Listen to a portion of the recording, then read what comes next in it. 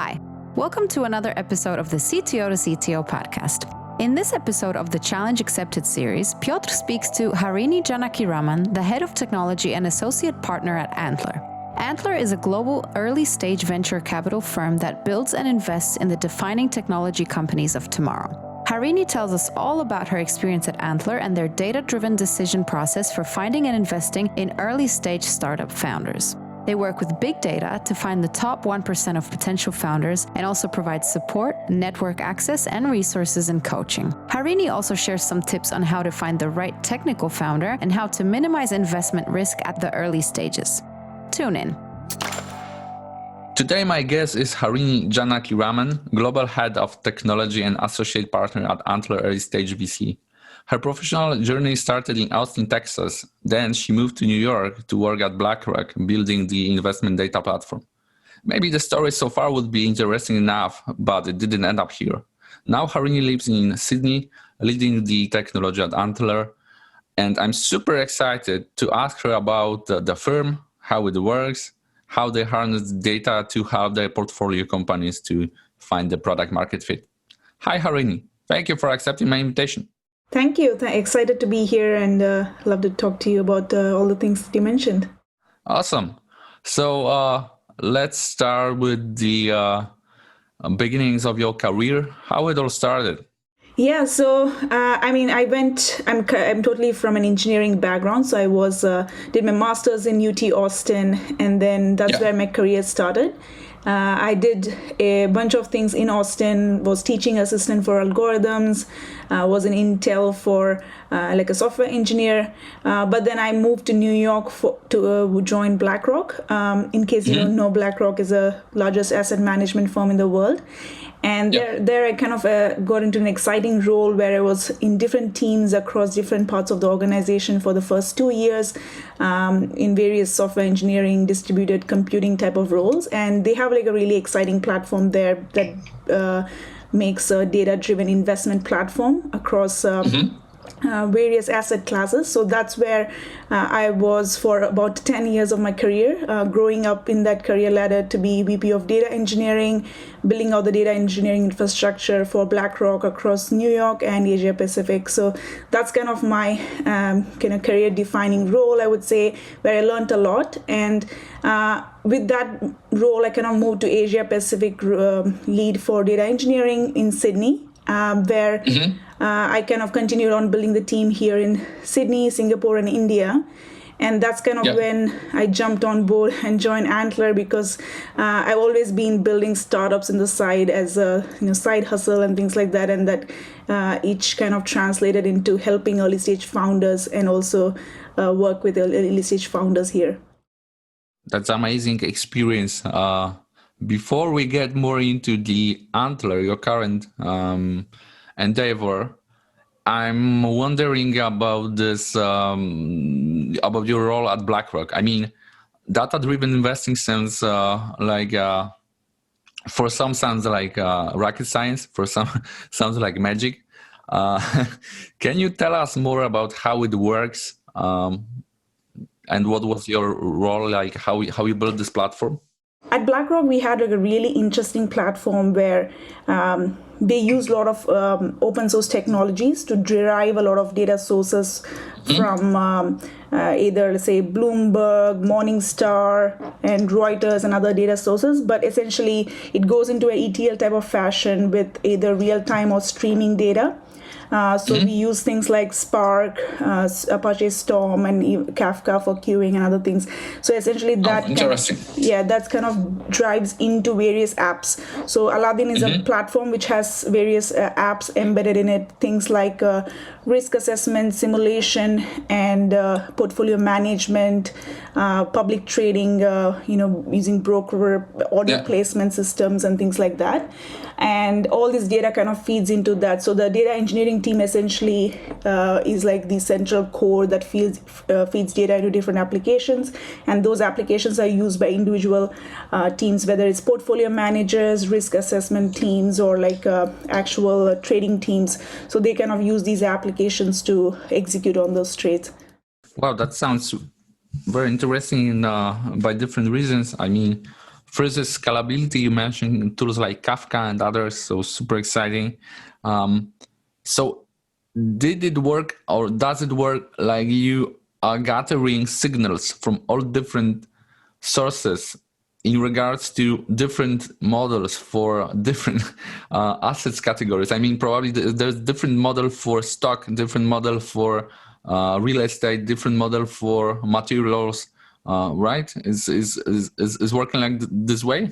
Yes, exactly. So most of the asset classes were obviously like in public sector, but yeah, different asset classes by different kind of sector types, as well as trading frequencies, right? Like some pricing data is very like high frequency, whereas some of these passive like equity, non-equity type of assets are very like not changing that frequently. So yeah, different asset classes, different frequency of data updates.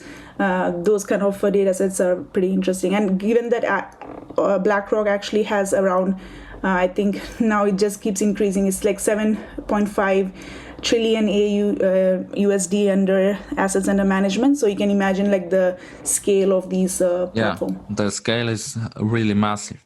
The second thing I was wondering about is if you have this those tools for helping making the decisions, or maybe even I can imagine sometimes making the decisions on their own. I mean, like high frequency trading or something like this. In those cases, were you doing kind of benchmarking, like for example, decisions made with this tool versus decision on the same classes of stocks, or maybe even the same assets without this tooling? To measure how it performs, because I always wondering how you test those kind of tools, and how can you improve the quality of the insights they provide. Yeah, so there is definitely like the layer of benchmarking on top of it. There's also a layer of compliance on top of it, so that say someone is not making a huge mistake just by a click of a button. So there's like double verification, there's a compliance checklist. So that's a very complex system in which trades are going through and maintained in a particular portfolio strategy. So there's no mistakes that can be human error driven, so those kind of things are eliminated. So a lot of portfolio management strategy driven decision making in that sense, with a layer of data on top that enables portfolio managers to execute. And also obviously things like Bloomberg data or something like that, which helps with latest trends and news and things like that. So it's an amalgamation of many different things depending on the use case of the user. Gotcha. No, it makes perfect sense. That's really interesting. I can probably ask you 20 minutes more just about that, but let's move forward. You joined Antler. You said because you used to work in this kind of startup mode, right? And it was compelling for you. Tell us more about Antler. What makes it special? What was the USP for this accelerator or found?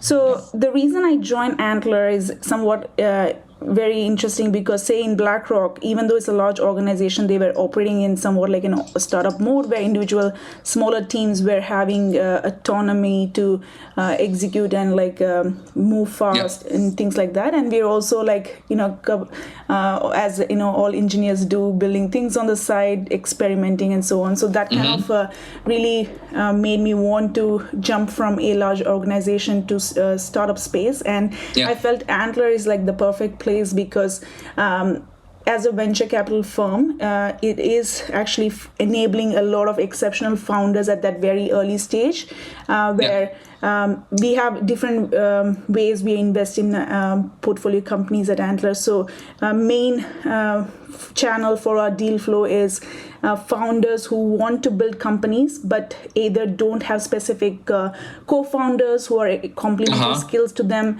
This is a great platform for them to find their co-founder as well as validate their idea further and hone it further. So we have Antler has about 12 locations globally now, and it's expanding. We have a location newly added in Berlin as well, where it's a central location for Central Europe. So the way it works is every year each location has 2 cohorts, and in each of these cohorts we get about 70 to 80 founders from 3 different kind of mixes: technical founders, business founders, so people who have been previously exited entrepreneurs, or people who have been in consulting and operations and that kind of background, and also like a mix of good balance of people who are domain experts with specific skill set in a specific industry. So what we have seen is when these kind of groups of people come together away from their kind of regular job to give this a shot, a lot of interesting ideas evolve. People who are unable to find co-founders with exact complementary skills, this is a great platform for them to find that, because we actually go through the painful process of interviewing from 50,000 plus applications globally to narrow down highly talented and exceptional founders. So these founders are pre-vetted in a way, so it becomes like a great platform for them to find their co-founder, narrow down their idea, and kind of work further along with the coach from Antler. We have like a great advisor network, so they kind of accelerates that process of building a company, and then they essentially come to our Antler's investment committee for funding at the end of like a 10-week mark. So that's kind of our main channel.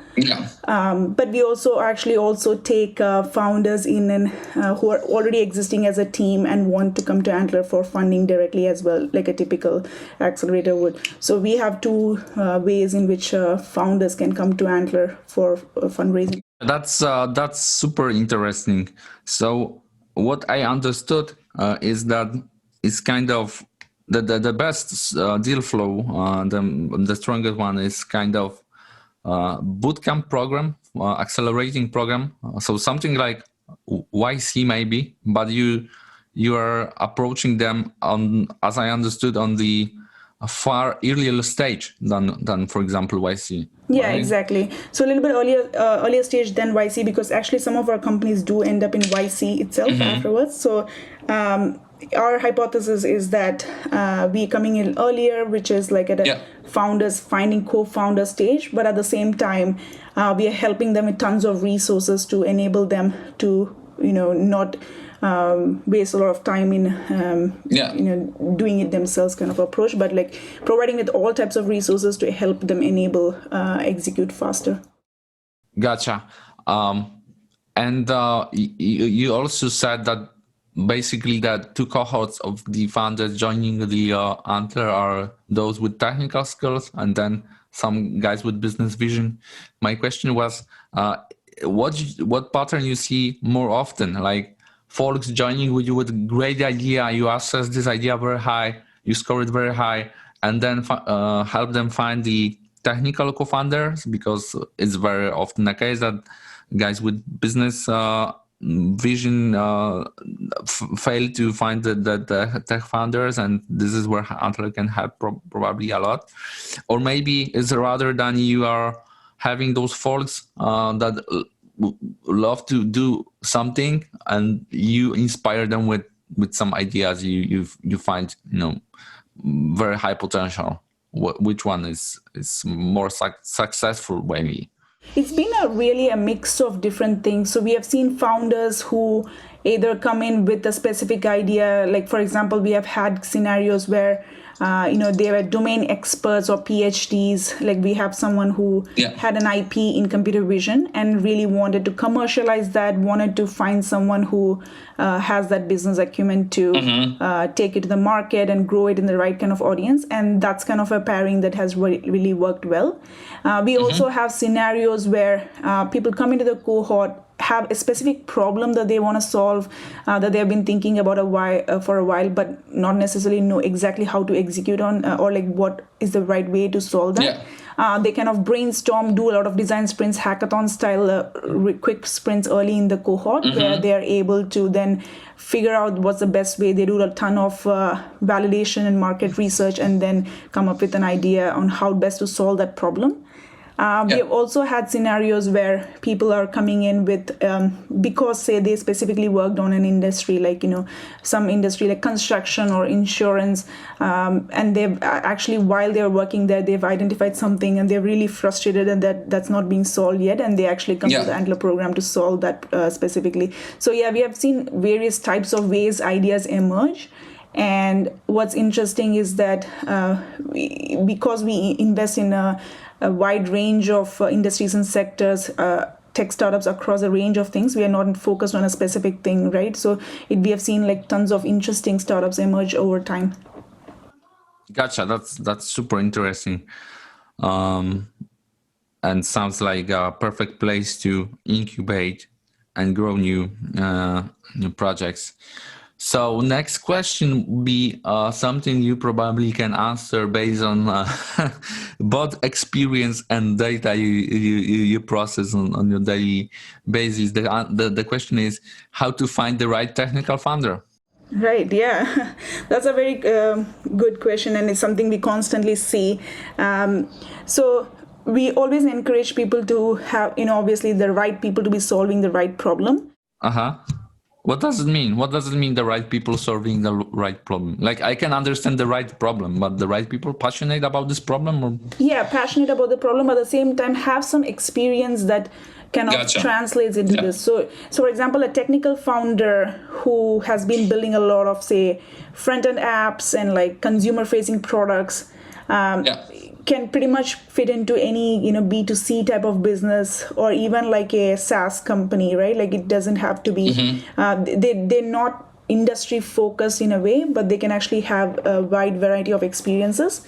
But whereas say suppose someone is being an expert in a blockchain space or something specific in IoT or something like that, they are somewhat fixed, or like they have the specific focus area that they can work on. So depending on their past experience, we kind of encourage people to translate that into something rather than trying to overfit into something they have absolutely no experience in. And that kind of generally helps them because they are bringing a depth of knowledge in something that can be translated faster in this kind of a space. So obviously passion for solving that problem is obviously number one, because that's what's going to make them stick on that problem for a long time, knowing well that startup journey for being successful is takes many years, right? So that's number one. But apart from that, we have tons of other things that kind of checks and balances in place that allows the right people to be solving the right problem. And also mainly the co-founder relationship is another thing. So we actually have like a really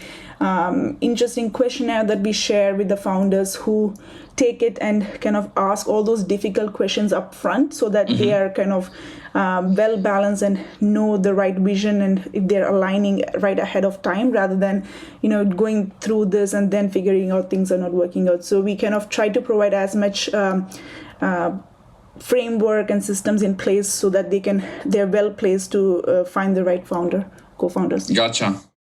Antler is investing into product builders, so the folks that can just take whatever it takes to make the company successful. It's so early stage.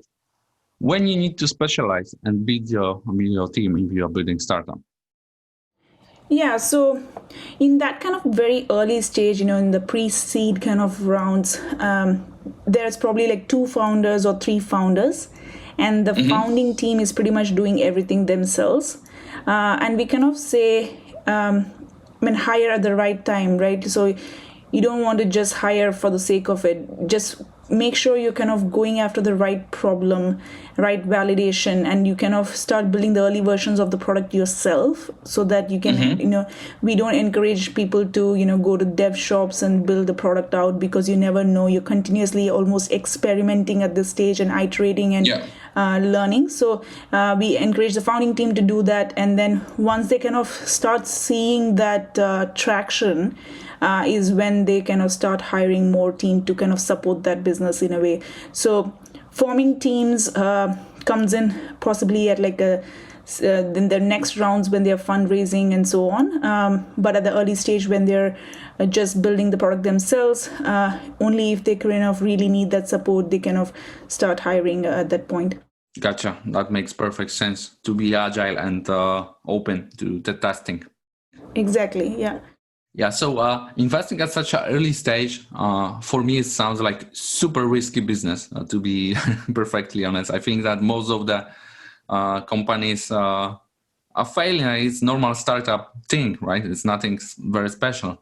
But do you make use of your former experience at BlackRock or other positions where you are working with big data to help mitigate this risk somehow?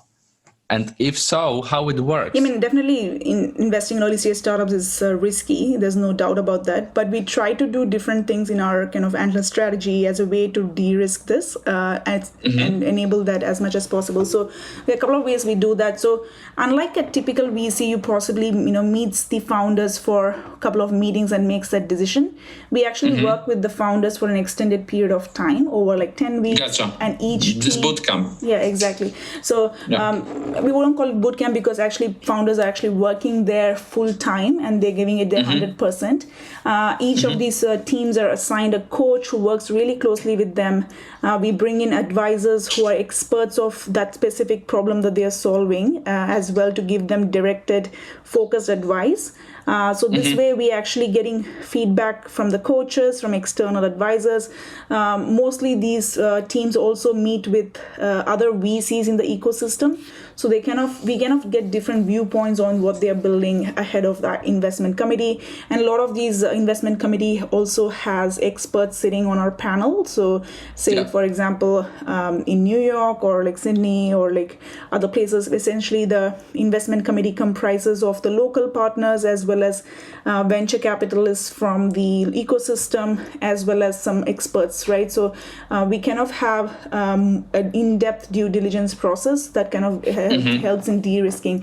And we also want to ensure we are investing in the right companies and the right founders, right? So that we are giving the right signals to the founders as well, that if we are investing in you, we are taking that huge bet and also like committed to helping support you as a part of your journey further as well after the investment. Gotcha. You also told me on our pre-call where we were prepping this interview that you also have a data platform that helps your founders to find the product market fit. Can you say a little bit more on this project? Yeah, so once we invest in a company, we kind of obviously try to support them as much as possible in different ways. And we kind of identify the key areas in which early stage startups kind of need the most help with. One is definitely with next rounds of fundraising. So we have an extensive data platform of investor database that helps them navigate based on sector, check size, and things like that to identify the key investors who will be interested in the next round. And we have a global network that enables us to make those meaningful connections effectively. So we help in that process. We also realize that early stage startups, one of the biggest challenge is when they actually start to hire. It's really difficult for them to compete with other big players in the market. So if they posting on LinkedIn and other things, it's really challenging. And one of the unique value propositions we have is like we have a great talent network because 50,000 applications that come in globally, not everybody is going through to the final rounds and making it to the program. So we actually invite exclusively people who go all the way to the partners interview, who are still great candidates, but maybe not founder material, but can be great early employees. We invite them to the talent network. We also invite people who have gone through the Antler program in different locations, but did not get the investment to the talent network as well, so that this network is pretty powerful where our portfolio companies can tap into for their early hires. And that's a great way for other people who have applied also to get exposure to join an exciting startup at that early stage. So that's another way we help them. And we also help them with various other things around enabling them find their early customers, help them with tons of resources, AWS, Google Cloud, and all these kind of credits. We have a lot of tech resources and various legal and documents that helps them in their contract process and so on. So essentially we help them in various ways to via our platform to enable them that kind of early stage when they have very low resources to manage that effectively. Gotcha. That's very interesting. What are the other challenges the startups you have in your portfolio facing? Like, let's say, what they have in common? Because you said already that HR, like hiring, this is always tough thing, right? What other?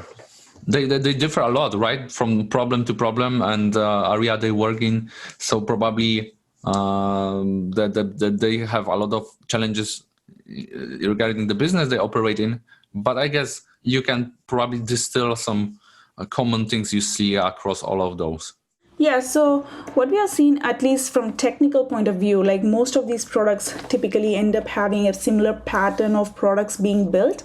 For example, like if you're building a SaaS product, almost everything has like a login, like a dashboard, and some kind of data platform at the back of it to manage and publish the data. So what we have interestingly seen is like a lot of these product patterns emerge, and we actually have a great forum where engineering or like the technical founders come together. They're helping each other in that process to figure out, hey, if I'm building like a sign up process or like an authentication system, what's the best thing to do? And we kind of over time have aggregated such useful information. And we have also like open source within Antler something called Firetable that allows data management on top of Google's Firestore very easily, almost like a Airtable like experience of able to view that data for non-technical users. And that's something we have seen where a lot of the early stage startups are preferring Google Cloud because it's somewhat easy to get set up and get started rather than AWS, which tends to be complex in terms of the number of services that are out there. So yeah, in that sense, we are kind of helping them in various ways to figure out the patterns and seeing if there's repetition. And because Antler has like 200 plus portfolio companies, all of them are on the similar kind of journey. A lot of these founders are helping each other, and that's something we find very powerful as well. Gotcha. That's super cool. So community and also driven by tools and data and insights you provide. So sounds like recipe for success. My last question actually is what exciting technical trends you see growing in the companies you take care of at Antler? Yeah, so in general, obviously, there's a lot of COVID-driven businesses in terms of, like productivity, remote working, and all of that, which is obviously expected given the nature of the world that's shifting in terms of workspace and how we are operating. But we're also seeing a lot of these DevOps kind of tools, data tools kind of space that's interesting and something I find very fascinating to observe because there's this first wave where all these cloud data platforms were there, and then there's a second wave where all these no-code tools that enables people to launch really fast is there. And then I feel like now there's a third wave where there's kind of like at the back of it, there's a lot of data scalable data platforms, but somewhat at the front of it is like a way for no code experience to build really fast and launch. So we have seen that with say Retool is one of them, which I think is a YC company, but essentially it helps people to build a lot of functions and systems on top of their data sets, so people can continue to build their apps on top of a data product like Google Cloud or AWS or whatever, but at the same time an operational user can see the things at the front. We at Antler, actually, as I mentioned, we have an open source version of it called Firetable, where it's almost like an Airtable but an open source version that allows operational users, admin users, and also developers to easily launch some cloud functions. It's on GitHub, by the way. I saw it and it's a pretty cool project. So to our listeners, please check it out. It's a really interesting one. Yeah, so essentially, I see this new trend or a lot of products emerging with the low-code space that's after the no-code wave. And that's something that I feel like is a tech trend to watch out for. That's super exciting. I'm a fan of this. So yeah, that's absolutely. Thank you for our discussion and your time. It was great talking with you, Harini. Awesome. Guys, if you have any questions, please post them in comments, and I'm pretty sure Harini are gonna reply to it the same with me. Thanks for listening to the CTO to CTO podcast. And now just a quick reminder, we've been preparing some YouTube playlists so that you can really get the most out of our content. So make sure that you go to our YouTube page and hit subscribe so you don't miss out on that. And see you next week.